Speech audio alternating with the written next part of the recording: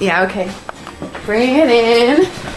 Okay, does it zoom? Look, check out Sarah's freaky eye. Cut it out. Come on, show the camera your eye. It's for YouTube. Look, we were just sitting there an hour ago, chilling out, and one of Sarah's eyes turned a totally different color than the other. Come on, it's for YouTube. Sarah? Sarah, you okay? That was just kidding. What's happening? Sarah?